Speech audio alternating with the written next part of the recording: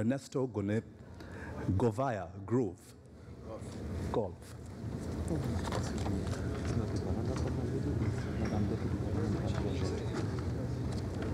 One correction. We have with us on stage the Deputy Governor of the Bank of the Republic of Haiti, Madame Georgette.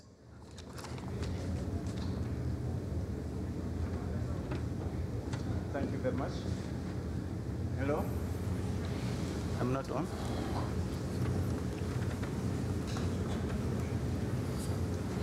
Hello?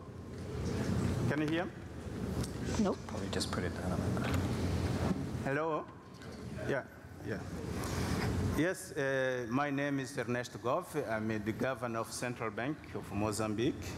I will be moderating this session.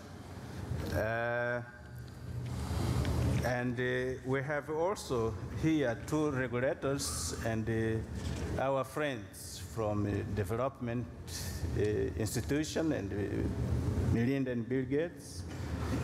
So we hope that the session will be the exciting one. As a background, we have been talking on the Maya Declaration. I think that we started talking on this issue on Tuesday when we visited the Maya Declaration, and then we moved to Sasana Accord. And we realized that we have made so many improvements, so many achievements. If we could have two photographs before Maya and where we are now, we can realize that really we are different for better. So I think that is within this contest we have these friends to share ideas. The regulators, I expect from the regulators to tell us what they have been done in terms of catching 3 or 4 progress highlights that have been impacted in your countries or in the region where you are coming from. From my friend from Bill Gates, we know you have been involved in so many initiatives. Some of them, they are similar to this. So perhaps we can have some recommendation to our countries that they are starting involved in this process. What can we do to make this mobile financial service, financial inclusion, a reality? So perhaps we can have some recommendation from you. From the World Bank, of course, World Bank, IFC, we expect to have also your point of view and how can you involve in filling the gap, because this process involves money and involves needs in terms of capacity building. So how can the World Bank and IFC, World Bank Group can involve itself in this process? So I will start with my friend, Deputy Governor from the Philippines, Central Bank of the Philippines, Ernesto Jr., to hear his point of view. Just pick 3 or 4 highlights. Well, thank you, Chairman. If I will recall, Philippines, or the Bangko Sentral ng Pilipinas, made its Maya Declaration commitment in 2011. And the progress report that I would say is we, among other things, we committed to massively increase the touch points for financial access. And since that time, out of the e-money framework that we had created, we now have more than 10,000 e-money agents. That's actually more than the number of banking offices now in the Philippines. And the number of e-money accounts are now close to 27 million, of which 8 million are mobile accounts. So it is a significant progress that has been achieved. Now, to further understand the impact of these numbers, without these e-money agents, for example, about 37% of our municipalities would have no financial access point. But if you factor in these agents, that number goes down to 23%. So it's a significant enhancement of access points. But we are not stopping there. This year, we are set to embark on a project to establish a national retail payment system in the Philippines. The vision there is to be able to interoperate at a high level in terms of lower cost of interoperability, all the various providers, whether this be banks or e-money operators, such that there will be ready flow of funds at a low cost across the economy. So that is an ambitious project that we are embarking on, and that project was informed by a survey that we conducted in cooperation with the Better Than Cash Alliance, wherein it was established that typically about 2.5 billion payments are being made per month in the Philippines, of which only around 1% today is electronic. So there is a massive opportunity for rapidly moving away from a heavily cash-based transaction society towards a more electronic society. So it's potentially a win-win for all. Secondly, we made a strong commitment to have a proactive environment for consumer protection. Here, the main progress is that we have already adopted a comprehensive consumer protection framework, which, among other things, establishes clear standards by which financial service providers operate in terms of price transparency, disclosure, handling of data privacy issues, as well as customer care. Also, there is a commitment there in terms of providing appropriate education to its customers. But I think the innovative element there as well is that we are going to start assessing financial institutions for the quality of the delivery of their consumer protection. So, for example, in Prudential World, we have our CAMELS rating. So we are going to rate institutions in terms of the quality customer care that they have. And this is to motivate them to be more proactive in the handling of consumers. And thirdly, we made a commitment to improve our data measurement framework. And on this area, we have been producing annual reports on the state of financial inclusion in the Philippines. We've already done 2 cycles. We have also put out quarterly and monthly reports following the data framework developed by the AFI Working Group on Data Indicators. And this year, we're set to roll out a project to establish a baseline study on demand-side data for financial inclusion in the Philippines. So these are the things that we have put in place. Thank you, Nestor. Georgette, she is member of the board of Central Bank of Haiti. So can you tell us what is the progress in Haiti? Thank you, Governor. Last year in Kuala Lumpur, La Banque de la République d'Haïti took 2 engagements, 2 main engagements. The first one is to continue with the modernization of the payment system, meaning that we wanted the population to use less cash, because first of all, cash costs a lot of money, and then for security reasons and things like that, we wanted the population to use less cash. So in order to do that, we had to modernize the payment system. Because, for example, it took a long time for check to be cleared. Even after the earthquake of 2010, with the help of Gates Foundation, we start with mobile money, but even then there was no interconnection between the companies. It wasn't efficient. So what we did at the bank, even though we had all the guidelines, but people were not using this platform a lot.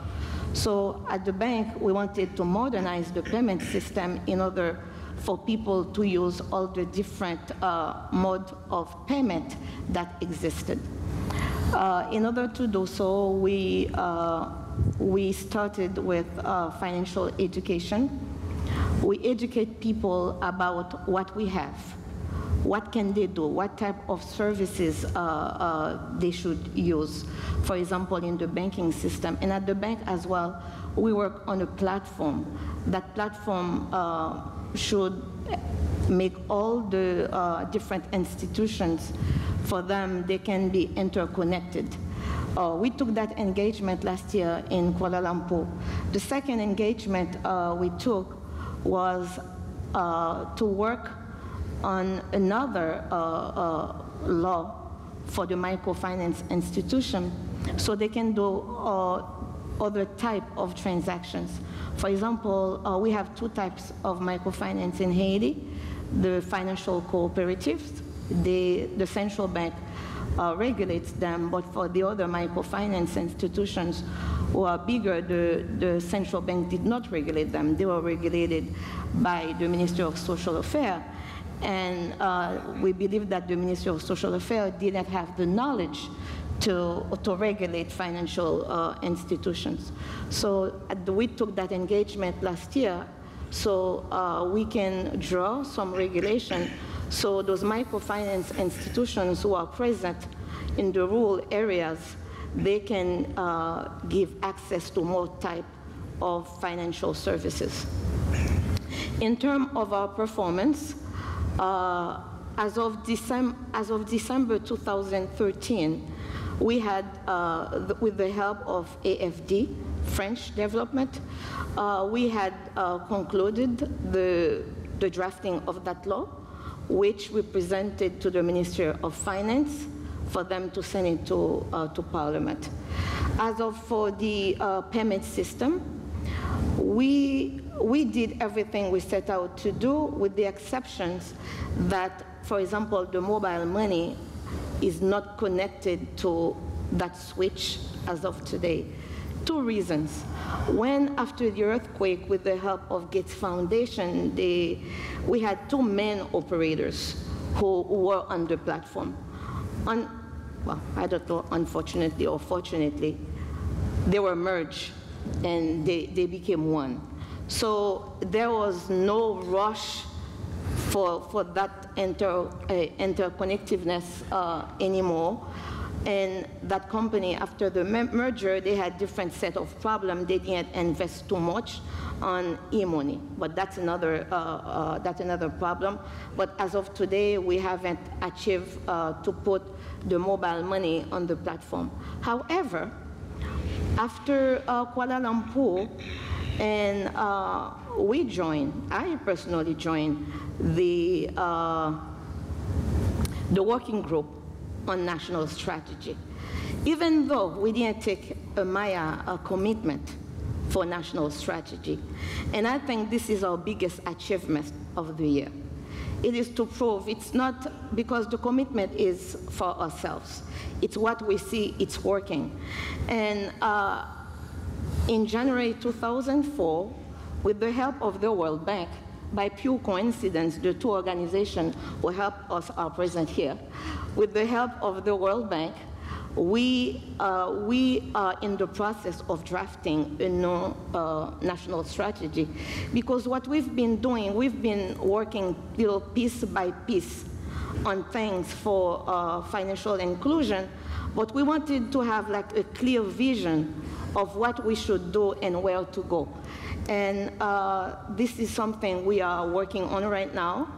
After here, I'm going back to Port-au-Prince, and as of the first week of October, the World Bank will come, and they will have to finish and present the national strategy, which we will submit and discuss to the highest level of government, the presidency, in order for them to share it and to to put all of the other actors, we don't have jurisdiction on them in order for them to appropriate that national strategy. This is what we've been doing since our Maya Declaration. Thank you. Thank you so much. It's very interesting. Perhaps before we move to other panelists, this issue of vision, national strategy, so we have to know where we want to go so that we can select the right way to.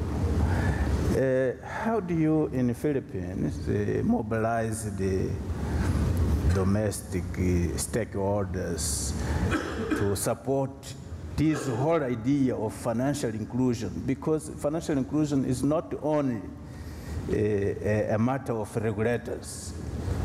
Financial inclusion has to do with poverty reduction, raise income to those in remote areas, transfer money, and so on and so. So how the different stakeholders in the Philippines involve themselves in this very good idea of financial inclusion? Well, on that point, I think our starting point is the acceptance that financial inclusion will not happen purely as a result of the initiative of the financial regulator. I think given the magnitude and scale of this kind of challenge, you really need to approach this as a partnership between the financial regulators and the public sector and the private sector. And with that kind of perspective, I think the role of a financial regulator, for example, among other things, is the creation of an enabling environment through appropriate regulation. But more than that, I think the financial regulator has to take on a leadership role of using its prestige and its clout to be able to get the private sector organized towards a common vision. So I think that is a role that we should be playing with more, I guess, aggressiveness, so that you will be able to mobilize the community towards a common vision. Thank you very much. Just as I said, Bill Gates, we are really, let's say, thank you for the support you have been providing to AFI and the other similar initiatives. So my question is, do you have any recommendations to those still waiting to see so that they can join this great movement of financial inclusion, global financial inclusion? Mm-hmm. Well, thank you. Thank you for having me here, and thank you for the question, Governor. As many of you know, the Bill and Melinda Gates Foundation has been part of the AFI family from the very beginning, and so we applauded the creation of the Maya Declaration in 2009, and then the Sasana Accord coming later in 2013. In the beginning of AFI, there was so much enthusiasm for bringing together the right group of regulators and growing that family, and so we're very excited about the commitments that many of you have made for financial inclusion. At the end of the day, though, it really matters about whether or not you make progress. And I think it was the governor of Trinidad and Tobago who mentioned that you've now become more of a family instead of just a network. And you know what families do is they hold each other accountable, and they build each other up, and they also tell each other when they're not doing a good job, when they made a commitment and they're not actually making progress. They hold them accountable. And so as you move into this next phase of independence, I think it's very important that you're able to build each other up and encourage each other, share what good policies are working and what progress that's making, but at the same time that you have the courage to tell each other when those policies are not good, and to mark down when bad policies are made so that you can remind each other that's the wrong path to take, and have the courage to talk very openly about that with one another. I think the second thing that I'd say, and I think the Sasana Accord starts to address this, is really how do you track those commitments and that you're making progress, and how do you share it with one another in a very open and candid way. That's going to really help strengthen the network. It's going to feed back into the policies that are driving change in a positive way, and help AFI to become a policy driving network that's bringing, as AFI's slogan says, smart policies to life, and showing that progress in a very public forum with one another is an important part of that. And we've noticed that in other organizations that the Gates Foundation has worked with, that having that mutual accountability is super important. Thank you very much. I missed the name of my friend. It's not the name I have here. Yeah, I'm covering for, Pierce Stein couldn't make it. It's Douglas Pierce. Okay. Thanks. You are very well positioned as a World Bank, IFC. We went to Maya and we made commitment, but this commitment has to be financed in different ways, including capacity building and also some of the program we have, drawing strategy, domestic strategy, all these things need capacity building and money. So what have been your involvement in all this process? Thank you very much. Yes, as I mentioned, Pierce Stein wasn't able to make it, so I'm Douglas Pierce. I manage the financial inclusion team in the World Bank Group. We're now a joint unit with IFC, so I'm speaking on that behalf. I think the first thing to say is that the Maya Declaration really is unprecedented. And I think we maybe start to take this for granted. It's been in place for a couple of years now, but really what it represents, which is headline country commitments to ambitious actions to take forward financial inclusion, and done at the scale and the cross-country global nature of the Maya Declaration, is hugely impactful. Our president of the World Bank Group, Jim Kim, he discovered this and was very excited and energized by this. And he really looks at what's feasible when you add country-level commitments of this nature, of this seriousness, of this ambition. When you add that to the potential of technology, as we understand through digital payments, for example, and the potential for using data, when you marry that together, he got very energized by this, and he's challenged us to support you and to work with the private sector to achieve universal financial access, which is his concept for saying access is critical as a stepping stone to full inclusion. Therefore, how fast can we work with partners to achieve that? So, within the World Bank Group, we are realigning our resources to support your commitments as countries, as put forward in the Maya Declaration.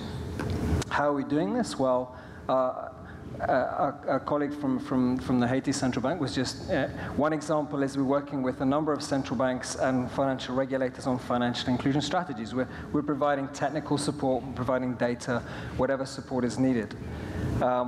We have, I think, 20 countries or so we're working in that context, specifically on financial inclusion strategies.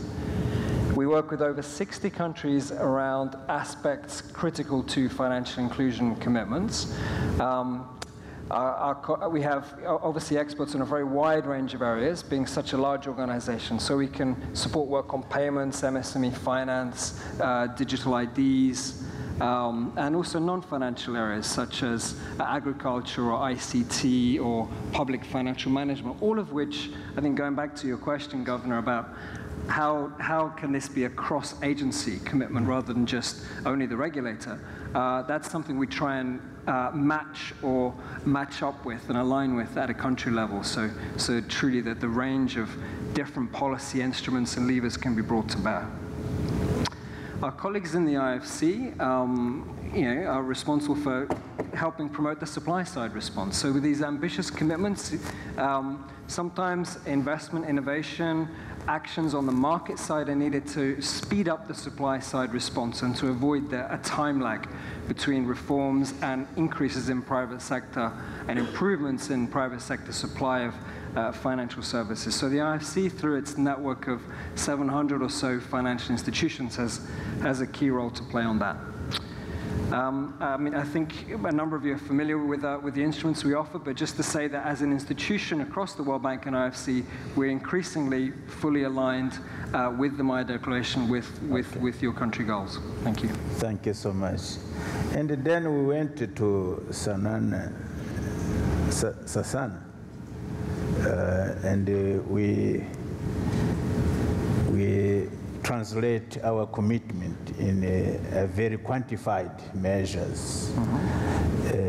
Do we see benefit on this step we took? This is more for us, regulators, in sense that now we can compare ourselves and we can make some peer review. So do we see advantage of this Sasana Accord? And how do we measure these advantages?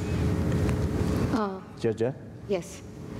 For example, one of the reasons we went on the national strategy instead of doing like little piece-by-piece commitment is, again, when we look at the FENDEX report of 2011, it showed to us that only 27% of the population had access to formal access to financial institution. This is an indicator that trigger for us to say we have to go further. If we have nothing to compare ourselves, we can't go. We can have like big statement, I'm going to do this, I'm going to do that, but it is extremely important to have precise set. For example, if we have, let's say, 27%, and we have all type of survey to say, what should we do? Where should we go? What should we do different? And where on one market we should go. And we can set other target to measure ourselves. For example, in 5 years, in 2 years, in 10 years, where will we go? And like that, and after that, we can compare ourselves to our neighbors, to everything. And that's why indicators are extremely important, as long as they are comparable. So you don't, as long as the information is viable information, so you can take decision on. Thank you so much. I think making a Maya declaration in a way makes yourself vulnerable. You make yourself publicly accountable in what you're doing. And by making yourself accountable, I think that also promotes focus and a sense of urgency. So to be able to realize what you have publicly committed to do, and that is benchmarked, as the good governor also pointed out, benchmarked against others, you then try to be systematic and methodical in the way you will go about achieving what you have publicly set out to do. And this is really where taking a broad-based strategy perspective helps a lot in getting at your goals. So I think the commitment is important so that you get more focus. Ladies and gentlemen, this is a very interactive dialogue. You can comment, you can raise the question, so we learn each other. So any comment, any question?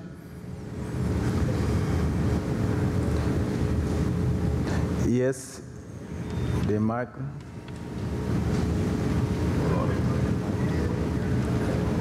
But they take no mic? I'm Jerry George, I'm a financial journalist. I listened in the last session and I listen again. And there's a question of dialogue, there's a question of a lot of information to be shared to and fro. What is, should I call it, the public relations strategy so that all of this information, you have the customer, you have the regulator, and I like when the regulator in the last session said regulators are always right. All right? Because you also have a different perspective from the corporate side. And then you have the customer. And now we're living in a faster paced world where you can't control information as you used to. Social media has taken that away. So what is the communication strategy in all of this, especially in relation to this whole business of the Maya Accord? Thank you so much.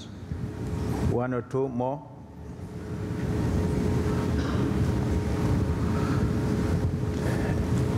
Okay. While you are reflecting on the other issue, what is the domestic strategy, communication strategy? So we are going around the same issue. How do we involve the different stakeholders? How do we communicate with our society to see the benefit of financial inclusion, to marketing this, and if we need some law from the parliament so that the parliamentary can understand the importance of this issue and pass the law rapidly. If we talk on the cabinet, be sensitized on on this issue. How do we, what is our communication strategy? Okay. Do you want to start? Yes. Judge? Yeah. In our case, we took the leadership because, first of all, in my country, when the central bank talks, people listen because we are a very credible institution. So somebody with credibility needed to start the subject. Of course, we know that financial inclusion, it's not only the regulator. We are only a little part of it. But we took the leadership of it. We say, we'll start the conversation. We had survey. We work on demand side. We have the information from the banks. We talk to the associations. And of course, in order to involve everybody, that's what we took the leadership, and we're going to retrocede. Is it an English word? I hope so. We're going to hand it, if I may use the word. We're going to sell it for the presidency, because that's why we say we have to go to the highest. First of all, we start with credibility. This is us, the regulator. And then we go to people who have power. We're selling it because it's a question you have to know where you are, what works. What works in my country might not be the one working in Mozambique or somebody else's. So if you do something, you have to look at your environment to see how it's going to work. Of course, this is not our combat only, but when we pass it to the presidency, we're going to invite the Ministry of Social Affairs, the Ministry of Agriculture, all the grassroots institutions, so we can have a big national dialogue around it. And this is where you involve the population. into it, because without the central bank itself cannot do it, the consumer itself cannot do it, the government itself cannot do it. All of us needs to come together. But the tools we use, who started, it's very important. Thank you. I would like to build on that, and I can't speak to an individual country's strategy, but I think you're absolutely right. You need to have the right people in the room. You need to have the right data on the table. You need to have an effective strategy for communicating that data. And some things that the Gates Foundation is supporting, I think, is helping to bring more of those right people in the room. Here we have many central bank regulators and ministers of finance. We've started to engage with the ITU to bring them more systemically into the conversation, the telecommunications and other technology companies who are an important part of this conversation. I think a second thing that you often need to have the right level of political commitment to achieving results. And one methodology we have for that is we engaged with Her Royal Highness Queen Maxima, who can speak with some of the highest levels of heads of state and so forth to help bring to their attention this issue and help align them politically with the objectives that those of you who have made Maya commitments and Cesana Accord commitments have laid out. And then I think I have two more. The third one is a program which actually was highlighted during the marketplace this morning, and that's the Fletcher program, which helps to give regulators the tools they need to have effective conversations and bring the data to the table. And so we're supporting that leadership development program so that those conversations, from your perspective, you come really well equipped to have those conversations when they need to happen. And then finally, it's data. And together with the World Bank, we've launched the World Findex, the Global Findex research work, and then there's other things that we have, intermediate data, the GIS mapping, which my colleague Abed Mutenmi presented in the data working group today, that can be taken over by national governments to be able to track, where are your outlets for financial services, how far are people from an access point, and you can benchmark that with other countries, you can benchmark that with yourself, and know how and it actually use it as a communication tool once you've got those right actors in the room. Thank you. Yes. Maybe just a few observations. Maybe starting before that with the Cesana Accord question. I didn't cover that in my comments. I mean, clearly the value of having visible, transparent targets and tracking towards the targets and milestones and commitments is invaluable, extremely important, and that's a very important initiative. Maybe also, a number of these countries have undergone political changes since your declaration was made, or you will have political changes. So ensuring that targets are kind of hardwired through the political changes is clearly something the Cesana Accord can contribute to. And I just wonder if also central bank mandates, regulator mandates, need to be perhaps more systematically updated as the legal window arises for doing so. A quick comment around our colleague, the financial journalist question. I think there's been a significant involvement of the private sector too, in terms of taking on board financial inclusion, mainstream it, delivering that as a message. So Visa, Mastercard, Citi, even the Guardian, most recently for financial inclusion. I just wonder how can we be more effective with the leading innovators, the leading technology. So when Apple launches Apple Pay, next year, can it be talking about how to make Apple Pay accessible to those who don't have accounts in emerging markets? So, when Facebook launches its new payment service, probably linked to Messenger, we'll see.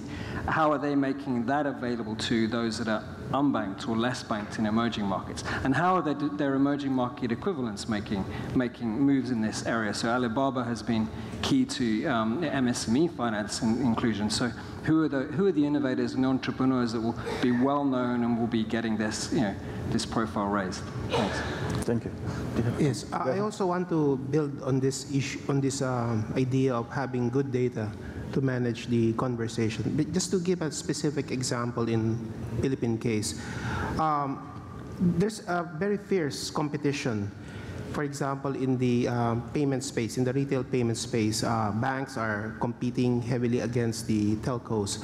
But as it turns out, when we gather data in terms of the opportunities, it turns out that the electronic payments is just a mere 1% of the totality. Then it became quite clear right away to all that there's no point in competition, and there's plenty of room for cooperation in building the basic infrastructures that would benefit all, so that you create an environment, there's a common vision, you want to create an efficient payment system, you agree on the common platforms that would serve all, and at the same time you agree that you can compete and everybody has space in that environment. So that's how data has informed the quality of the discussion and the crystallization of a common vision. Thank you. Yes, please, Madam.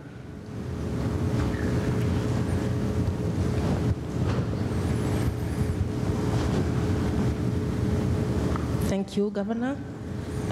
We are talking about Maya Declaration, global vision, national goals.